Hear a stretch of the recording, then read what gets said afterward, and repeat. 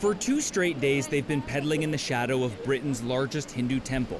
They're a long way from India, but the coronavirus crisis there isn't far from anyone's mind.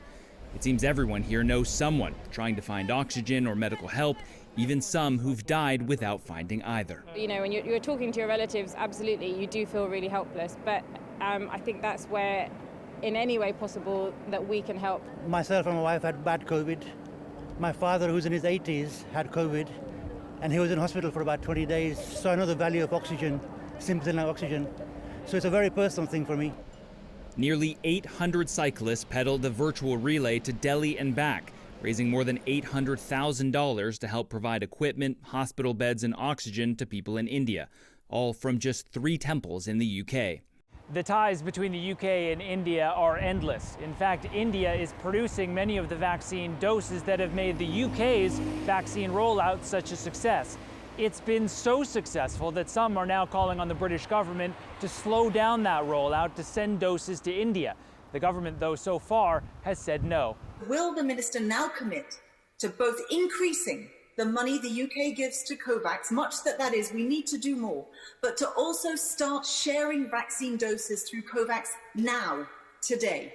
What vaccine does is it prevents COVID. Now, we're already past that stage. We're at a stage where people are not getting treatments. I think that should be the immediate focus. We are getting. That's exactly the focus of Indian-born doctors Tushar Agrawal and Abhay Chopada. You're still coughing. Are you feeling all right? Surgeons by day, but using any spare moment to treat friends, family, and total strangers in India through remote medical appointments from their homes in London. Neither of you begrudge the British government for saying we don't have enough to share right now. Not at all. No. Grudging is not the right thing to do for anyone. The patients they're seeing remotely have had little or no success getting in-person medical attention in India. At the moment, I'm looking after 5, 6, 7, 8, 9, 11 people. Sounds like a full-time job. Well, I'm spending 7 hours on the phone every day. Reassurance is key, telling people when they should or should not venture out to India's overrun hospitals. So I could see what his heart rate was, what his oxygen saturation was, what his respiratory rate was. So effectively, you're saying you don't need to leave your home. This is the time now you need oxygen.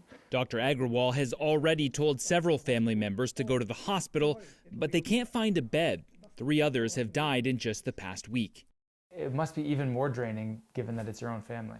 Exactly, yes. Yes, it makes you feel even more helpless because, you know, what's the point of you being a doctor if you can't even help your own family? Feeling helpless, but trying to do their part.